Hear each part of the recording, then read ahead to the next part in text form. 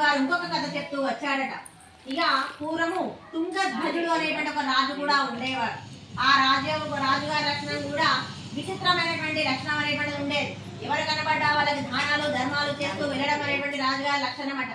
అలాంటి ఆ రాజుగారు ఒక రోజు వేటాడడం కోసం అనేటువంటి దాని ప్రకారంగా అడవులకు వెళ్ళడం అనేటువంటి చేశారు.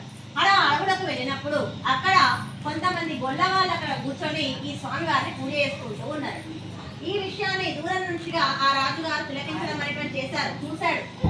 కానీ తన యొక్క మనసు లోపల వాళ్ళు గొల్లోలు, నేనేమో క్షత్రియ వంశానికి చెందినటువంటి వ్యక్తిని అన్నటువంటి ఒక మనోగర్వం చేత ఆ గొల్ల వాళ్ళ దగ్గరికి వెళ్ళి స్వామివారికి నమస్కారం అనేటువంటి చేయడానికి వెనుక ముందు అయ్యాడ రాజుగారు. అయితే ఈ గొల్ల వాళ్ళు దూరం నుండి ఆ రాజుగారు రావడాన్ని గమనించారు. ఎందుకంటే సన్నాహాలు అనేటువంటివి ఉంటాయి. రాజుగారు వేటకు వచ్చాడు అంటే అంత ఆశామాచిగా రాడు. వాళ్ళందరినీ చూసి పాప గొల్ల వాళ్ళు ఏం చేశారట అంటే పూజ పూర్తి కాగానే ఒక మోదుగాకు, మన విస్తర్లో మోదుగాకులు ఎందుకు అంటారు అంటే ఇగో ఇందుకోసం అని మోదుగాకు లోపల ఆ చిప్ప కుట్టి ఆ దాని లోపల స్వామివారి యొక్క ప్రసాదాన్ని తీసుకొని వెళ్ళి ఆ యొక్క రాజుగారికి సమర్పించడం అనేటువంటి చేశారట.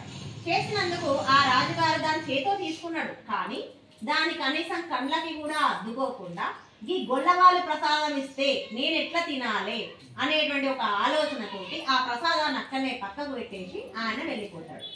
ఇక స్వామివారికి విపరీతమైన ఆగ్రహానికి గురి కావడం అనేటువంటిది జరిగి ఆ రాజుగారికి ఉండేటువంటి పుత్ర సంతానం 100 సంతానం కూడా నాశనమైపోవు కాక అని శాపనార్థాన్ని కూడా అలా గురి కాగానే ఆ రాజుగారి నిజంగా రాజ్యమంతా పడిపోతుంది. అనుకోకుండా ఒక విపరీతమైనటువంటి యుద్ధం సంభవించి ఆ యుద్ధంలో తన కొడుకులందరూ చనిపోతారు. రాజ్యం అంతా కూడా అధోగతి పాలైపోతుంది. అప్పుడు రాజుగారికి ఒక ఆలోచన వస్తుంది, అసలు ఇదంతా ఎందుకు జరిగింది? నేను ఆ రోజు వేటకు వెళ్ళి వచ్చిన తర్వాతనే ఇవన్నీ కూడా జరుగుతున్నాయి అంటే నేను చేసిన తప్పేమిటి అని అంటే ఆ గొల్లోళ్ళు పూజ చేస్తున్నారు కదా అని ఆ స్వామివారిని తక్కువ అంచనా వేసి నేను ప్రసాదం తీసుకోకుండానే ఇంటికి వచ్చాను. అప్పటి నుండి నాకు ఇటువంటి దుర్భరమైన పరిస్థితి వచ్చింది.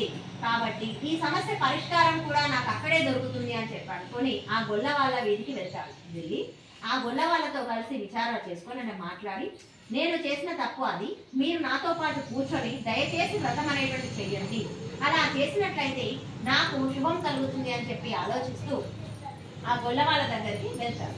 రాజుగారే వచ్చి మాతో పాటు వ్రతం చేస్తాను అంటే మేము ఎందుకు చేయము అని చెప్పేసి అనుకొని ఆ గొల్ల వాళ్ళు మళ్ళీ స్వామివారికి కావాల్సిన సామానంతా సమకూర్చి ఆ రాజుగారితో కూర్చొని వ్రతం అనేటువంటి చేస్తారు. అలా వ్రతం చేయడం వల్ల సంతుష్టుడైనటువంటి ఆ స్వామివారు ఆ యొక్క రాజుగారు చనిపోయినటువంటి కొడుకులందరినీ తిరిగి బతికిస్తారు. అరే ఎలా బతికారు అనేటువంటిది ప్రశ్నార్థకం, దానికి సమాధానం అనేటువంటిది ఉండదు. ఆయన భగవంతుని మాయ, చనిపోయిన వాళ్ళని కూడా బతికించడం అనేటువంటిది ఆయన మాయలో ఒక భాగం. అలా రాగానే ఆ రాజును కూడా మళ్ళీ సుభిక్షురాలు అంటే చాలా మంచిగా తయారవుతూ అన్నాడు. ఎప్పుడైతే నాశనం అయిపోయిందో అదంతా కూడా మళ్ళీ కొనసాగుతూ మళ్ళీ సక్రమమైన రాజ్యం అనేటువంటిది కొనసాగుతూ ఉంటుంది. మహాప్రభావం అనేటువంటి ఈ యొక్క వ్రతాన్ని ఎవరైతే భక్తి శ్రద్ధలతో చేస్తారో, ఎవరైతే భక్తి శ్రద్ధతో ఈ కథను వింటారో వాళ్ళందరూ కూడా ధనవంతులు అవుతారు, బంధనము పొందిన వారవుతారు, విముక్తి కూడా తొలగిపోతుంది, అంటే భయగ్రస్తత తొలగిపోతూ ఉంటుంది, సకల అభీష్టాలు కూడా పొందిన వారే వారికి చివరికి స్వర్గలోక ప్రాప్తి అనేటువంటిది కూడా కలుగుతూ ఉంటుందట. మరియు దుఃఖముల నుండి విడవబడతారు. సత్యనారాయణ స్వామి వ్రతం చేయడం వలన ఆవశ్యకత వ్రత విధానమును చాలా క్లుప్తంగా అంటే చిన్నదిగా మళ్ళీ ఒకసారి చెప్తారో శ్రద్ధగా వినండి. కలియుగం ఉన్నటువంటి సత్యనారాయణ స్వామి వ్రతము అనేటువంటిది ప్రత్యక్ష ఫలప్రదమైనటువంటిది, అంటే ప్రత్యక్షంగా మనకు ఫలము అనేటువంటి లభిస్తూ ఉంటుందట. ఈ సత్యనారాయణ స్వామిని సత్యేశ్వరుడని, సత్యనారాయణుడని, సత్యదేవుడని రకరకాల పేర్లతో ఆయన పిలుస్తూ ఉండడం అనేటువంటి జరుగుతూ ఉంటుంది. కలియుగమున అనేక అవతారాలు పొందిన వారే భక్తులను కాపాడుతూ వారి కోరికలను తీరుస్తూ ఉంటాడు. వ్రతము చేయటం శక్తి లేనుచను ఎవరైనా వ్రతము చేయుచుండగా తోచినను భక్తి శ్రద్ధతో ఈ కథను విన్నను సత్యదేవుని యొక్క అనుగ్రహం వలన సకల కష్టములు తొలగిపోవును, సకల సంపదలు కలుగును. ఇట్ ఇస్ కి స్కాంద పురాణేన రేవాఖండ సత్యనారాయణ